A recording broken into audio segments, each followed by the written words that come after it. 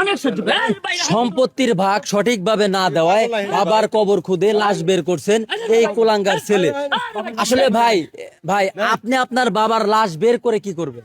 বের করবে এই জন্য যে মাটির নিচে গাড়ি থাকবি আমার সম্পত্তি না দিয়ে ওকে আমি উঠো বাইর করে টিপসই নেবো, তারপরে ওই জমি আমি দখল দেব। অত সোজা লয়। হ্যাঁ, আপনাকে সম্পত্তির ভাগ দিল না বলতে আমি বুঝলাম না বিষয়। আপনার কি আরো কোনো ভাই আছে? আমার একটা ছোট ভাই আছে লন্ডন থায়, শালার বেটা শালা, শিক্ষিত মানুষ, শালার বেটা শালা এমন কাম করেছে, ঠিক আছে, স্বার্থপর একটা লোক। আমার বাপ একটা মোর জমি লেহেলিছে, আর লেহেলিছে, আর আমি কি করে খাবো? আমি কি মালা দি খাবো রে ভাই, মালা দি খাবো? এই জন্য ওকে আমি কবর থেকে বাইর করবো, বাইর করিয়া টিপস হয়ে নেবো, লিয়ে এই জমি দখল করবো। অত সোজা লয়। এই ভাই, আপনার বাবা যে ঘটনাটা ঘটাইছে এটা আসলে ঠিক হয় নাই। আসলে ভাই আপনি একটু শান্ত হন, ভাই আপনি একটু শান্ত হন। আমরা যেহেতু আসছি একটা সমাধান হবেই। ভাই মাথা আমার খারাপ হয়ে গেছে, আমি আর পাগল হয়ে গেছি। কেন তোর টাকা লাগবি কত? তুই লন্ডন থাইস, লাখ লাখ টাকা কামাই করিস, আর আমি গরিব মানুষ, আমি লেখাপড়া করি নাই, তোর পড়াশোনা করাইছি। হ্যাঁ, আমি আমি কি করে খাবো? এ বস্তু বুঝলি না ভাই।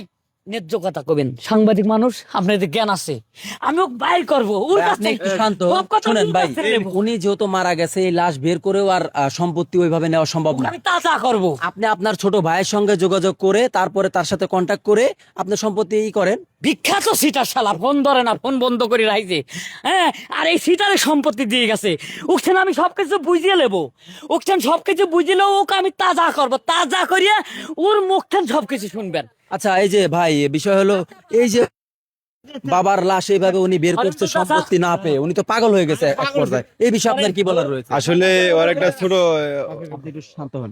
ওর একটা ছোট ভাই ছিল, অনেক ছোটবেলা থেকে কষ্ট করে মানুষ করছে, লেখাপড়া শিখে লন্ডন পাঠাইছে। সে করছে কি, তার বাবাকে বুঝিয়ে শুনিয়ে তার নামে সম্পদটা সব সে নিয়ে লন্ডনে চলে গেছে। তো মানুষটা তো পাগল হয়ে গেছে।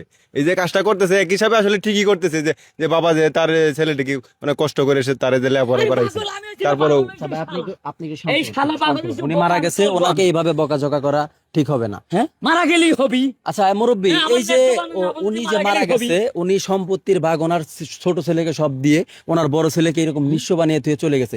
এই বিষয়ে আপনার কি বলার রয়েছে? কি বলবো, ও আসলে ভালো না, বুঝছেন? ও যদি ভালো থাকতো তাহলে বড় বলে দিত। ও খারাপ দেখে আর ছোট বলে আটার দিছে। বাইসে থাকতে ভালো হয় নাই, মরে গেছে, এখন ভালো আমি করবো। এখন আমি ভালো করবো, টাইম নিয়ে তুলিয়া ও টিপসই না দেওয়া পর্যন্ত ওকে আমি একবারে মনে করে যে এই শুকনো ভরতে কবরে থাকতে দেবো লাই। অত সোজা লয়। আচ্ছা ভাই, আপনার বাবা কবর কতদিন থাকবে যাবত বলে মারা ভাই। গেছে? হ্যাঁ, কতদিন যাবত? মারা গেছে 6 মাস। 6 মাস। হ্যাঁ, এখন আপনার এই বাবার লাশ বের করে আপনি টিপসই নিতে চাচ্ছেন? টিপসই নেবো, নিয়ে টিপসই নেবো, আর না দেওয়া পর্যন্ত আমি ওকে এই মাটির তলে থাকতে দেবো লাই। কথা আসলে বুঝছেন? দর্শক, এখানে যে ঘটনাটি ঘটেছে, বাবা ছোট ছেলেকে সব সম্পদ দিয়ে বড় ছেলেকে নিঃস্ব বানিয়ে থুয়ে গেছে। আসলে এরকম কাজ যারা করেন, এক ছেলেকে ভালো চোখে দেখেন আর এক ছেলেকে খারাপ চোখে দেখেন, এগুলো আসলে ঠিক না।